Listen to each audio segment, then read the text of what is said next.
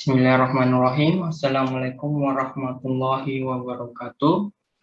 Nama saya Ade Aditya Anugrah dari Akuntansi B, membuat video presentasi ini dengan tujuan untuk tugas final akuntansi menengah pertama, yang dimana saya mengerjakannya melalui Excel.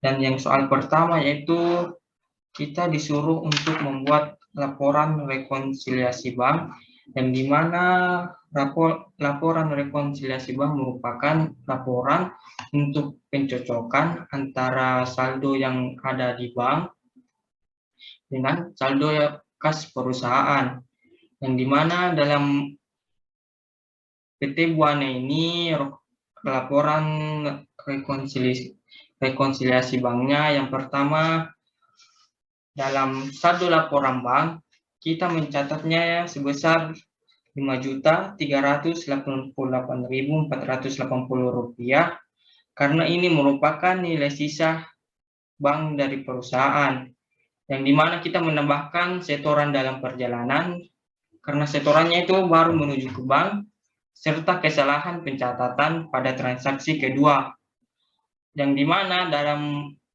ini itu kita kurangi dengan cek yang beredar, karena cek ini telah dikeluarkan perusahaan pada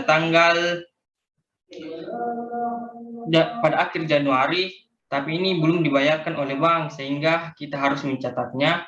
Setelah itu kita menjumlahkan semuanya dari saldo laporan bank, setoran dalam perjalanan, kesalahan pencatatan, dan dikurangi cek yang beredar, sehingga hasilnya itu Rp5.729.970. Sedangkan untuk saldo dalam buku kas perusahaan kita mencatatnya sebesar Rp3.294.210, karena ini merupakan nilai yang berada di perusahaan, sehingga kita harus mencatat sedemikian rupa. Dalam ini kita menambahkan penerimaan piutang wesel pada transaksi yang ke piutang wesel sebesar pada transaksi penambahan piutang wesel dari transaksi keempat, yang dimana itu bank menagih untuk kepentingan perusahaan, yang dimana ini belum dicatat dalam jurnal penerima kas, sehingga kita harus menulisnya. Yang selanjutnya itu pendapatan bunga sebesar Rp28.010 pada transaksi ke-6.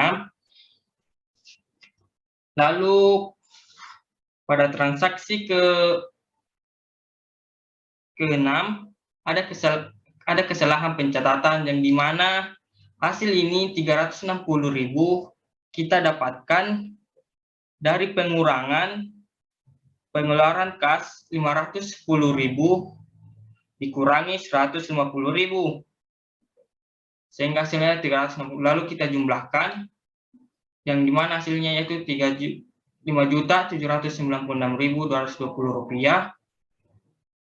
Lalu kita kurangi dengan beban-beban yang akan kita bayarkan.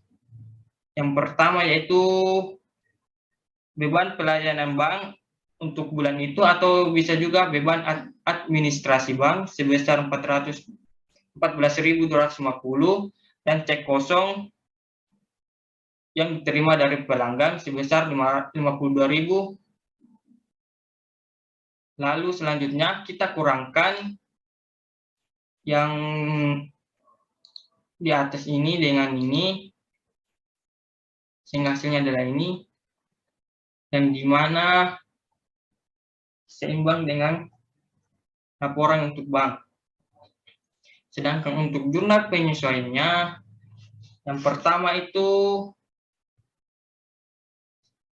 penambahan kas pada transaksi keempat, soal pertama sebesar Rp2.140.000, yang dimana yang pertama yaitu kas di debit dan piutang wesel di kredit. Sedangkan untuk Transaksi yang kelima, yang pertama yaitu kas di debit dan pendapatan bunga di kredit. Sedangkan untuk kesalahan pencatatan atau transaksi keenam, kita itu langsung menuliskan hasilnya yang telah kita kurangkan, yang dimana kas di debit sebesar 360.000 dan utang usaha sebesar 360.000 di kredit. Sedangkan transaksi ketujuh itu untuk pembayaran beban administrasi.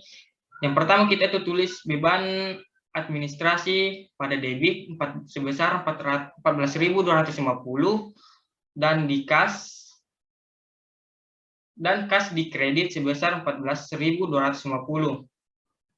Untuk transaksi ke-8 jurnalnya yaitu piutang sebesar 52.000 di debit dan kas 52.000 di kredit.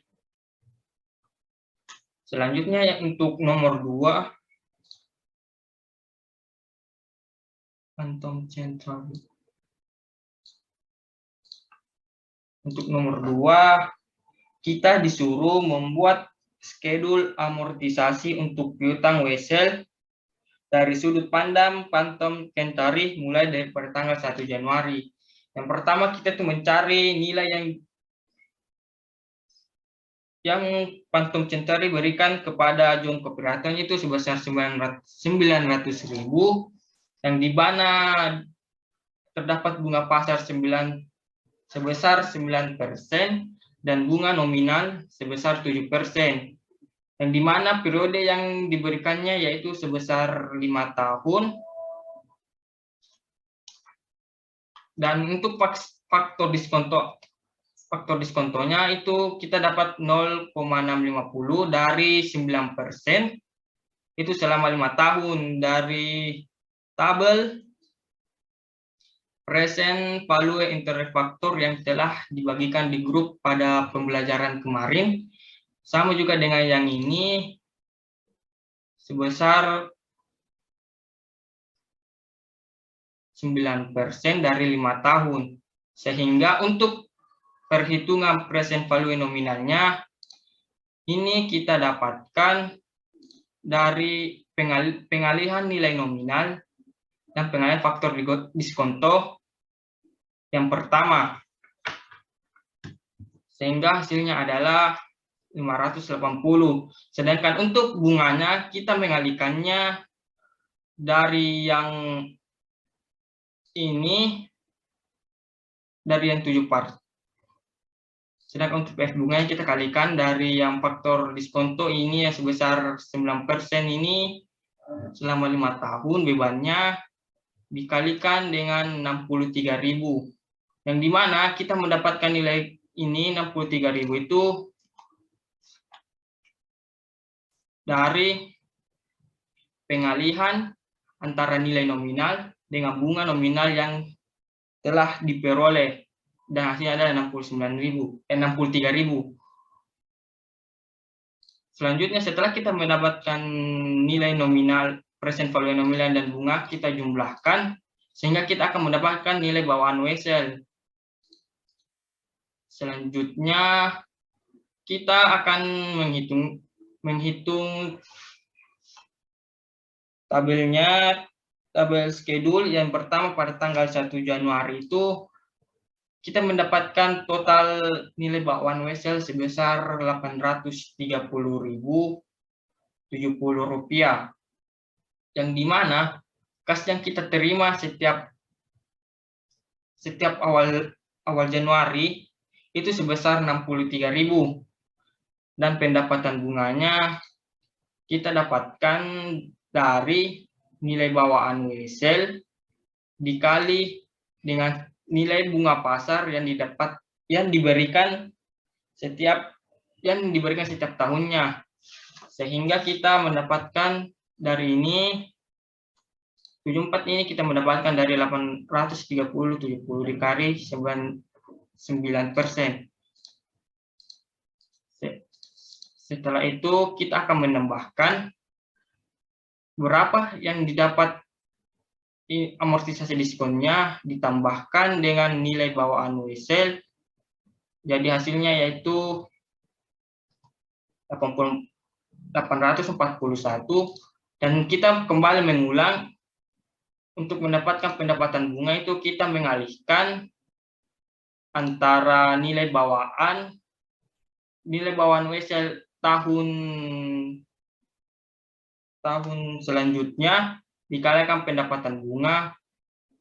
Setelah itu kita mengulanginya sampai dengan sebanyak 5 tahun, di mana nilai akhirnya adalah 900.000 yang sesuai dengan pinjaman yang diberikan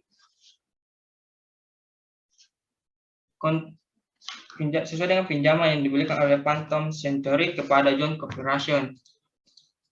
Selanjutnya untuk soal nomor 3, kita disuruh menghitung nilai HPP menggunakan metode average dan metode FIFO. Metode FIFO yaitu metode average merupakan metode rata-rata,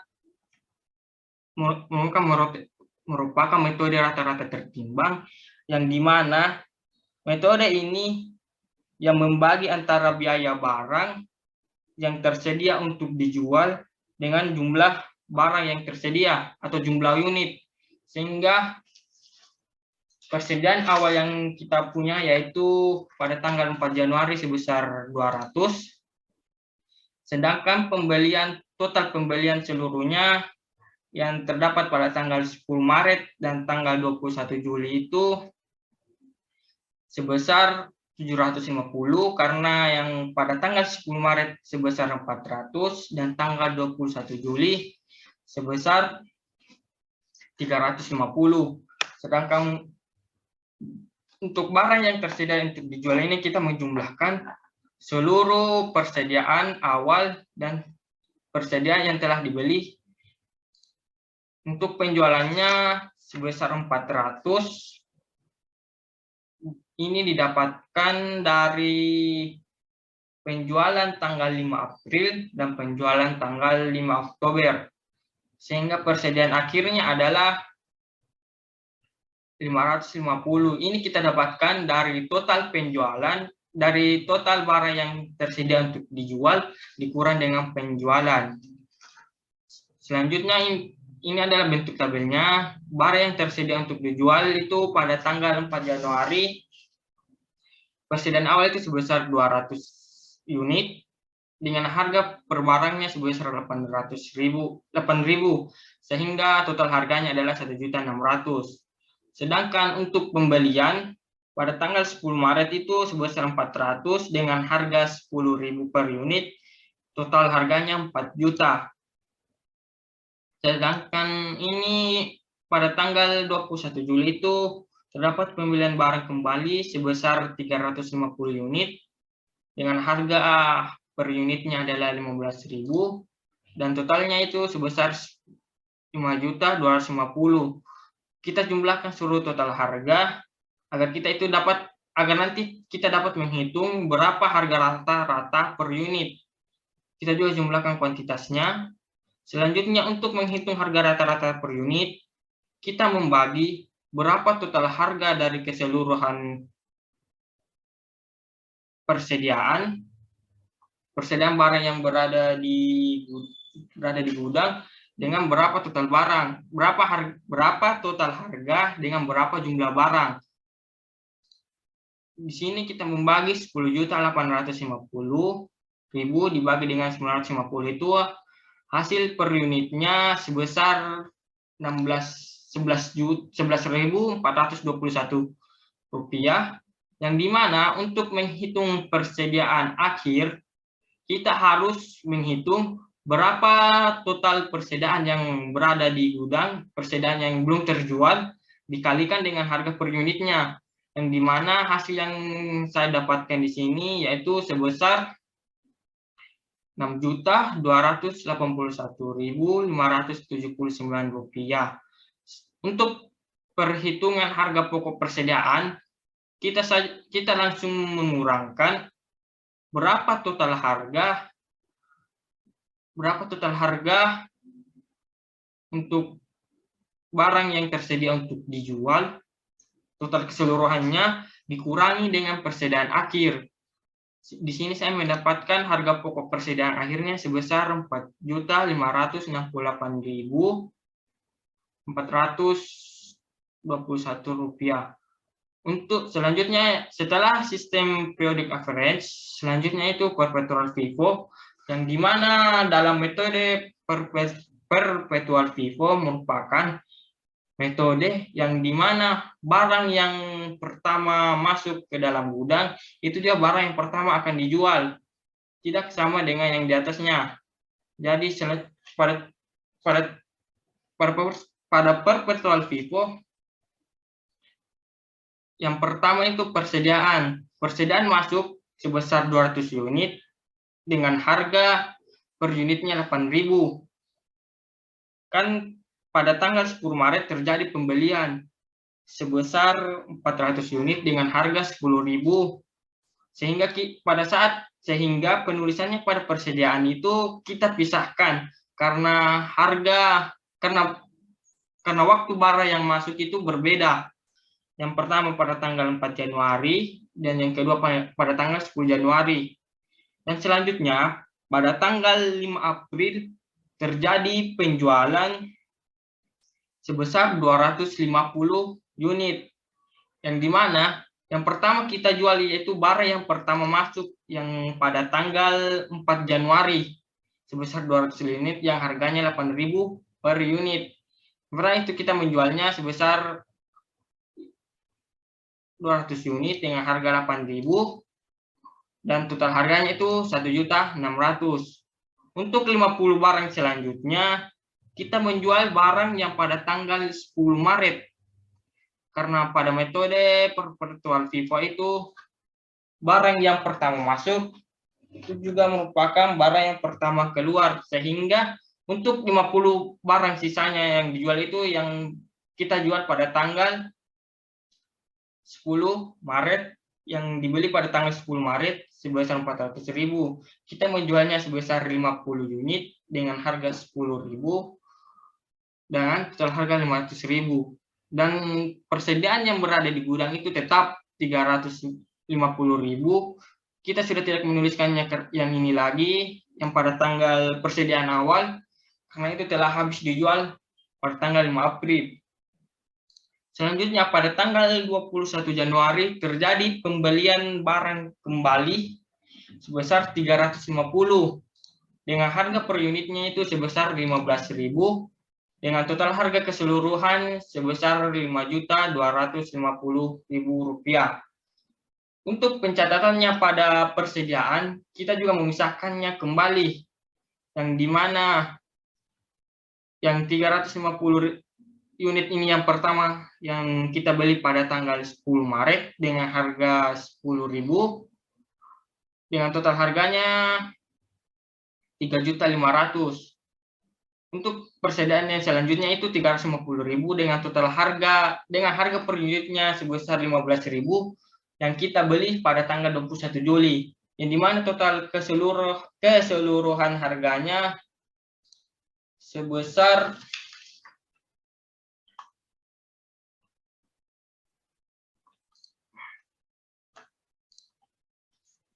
Rp5.250.000. Transaksi pada tanggal keempat, transaksi terakhir pada soal ketiga, yaitu terjadi kembali penjualan sebesar 150 unit, yang dimana harga yang kita jual yaitu yang barang masuk pada tanggal 10 Maret, yang tersisa 350 unitnya inilah yang kita jual lebih dulu karena ini yang lebih duluan masuk sebelum yang pada tanggal 21 Juli, sehingga yang kita masukkan harganya yaitu yang harga 10.000 per unit, yang dimana barang yang itulah yang tersisa dari hasil penjualan 10 Maret. hasil penjualan dari yang tanggal 5 April itu sebesar 350 pada barang yang kedua masuk. Sehingga kita menjualnya 150 dengan harga 10.000 dengan total harga itu sebesar 1.500.000. Untuk pencatatan persediaannya, kita memisahkan barang yang harganya 10.000 per unit dengan harga yang 15.000 per unit. 200 unit ini awalnya sebesar 350, kita kurangkan sebesar 150 karena terjadi penjualan pada tanggal 5 Oktober dengan barang yang kedua masuk. Jadi totalnya sebesar 200, sehingga total persediaan barang kedua masuk itu sebesar 200 unit dengan harga 10.000 per unit dengan total harga keseluruhan yaitu 2 juta. Sedangkan untuk pembelian pada tanggal 21 Juli sebesar 350 unit dengan harga 15.000 per unit dengan total harga 5.250.000 per unit. Untuk total persediaan yang kita miliki sebesar 550 unit dengan total harga keseluruhan 7.250.000.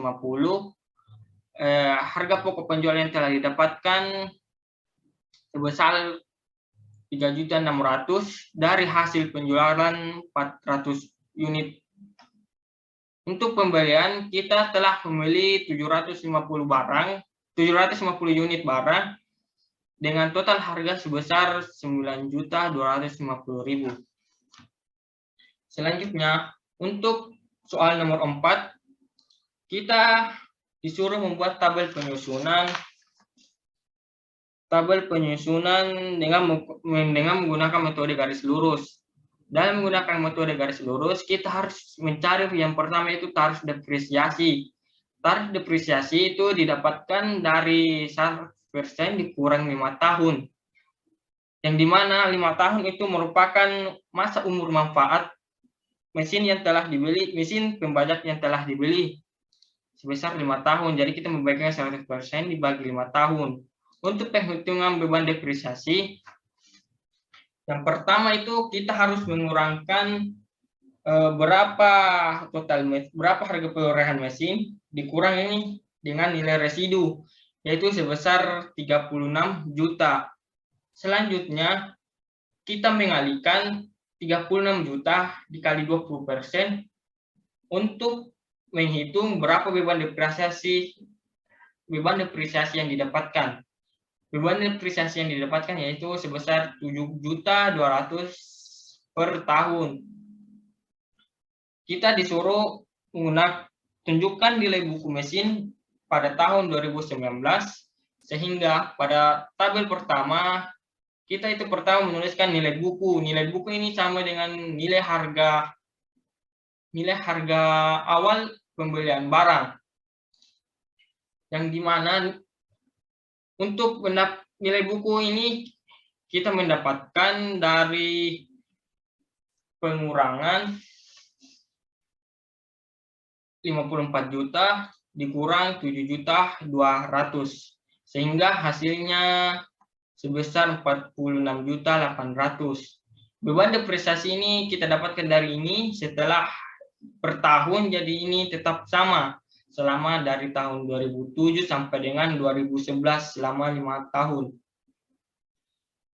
3.939.600.000 didapatkan dari 48 juta dikurang 7.200.000.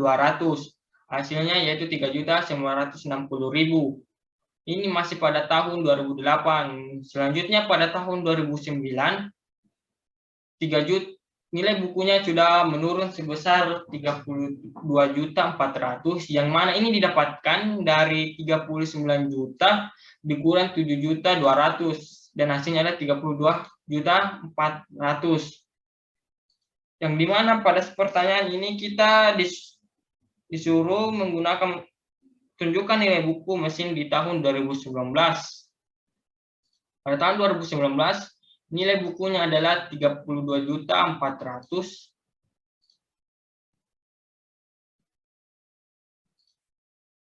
Dan inilah jawabannya pada nomor keempat. Jadi nilai bukunya itu, nilai buku mesin pada tahun 2009 sebesar 32.400.000.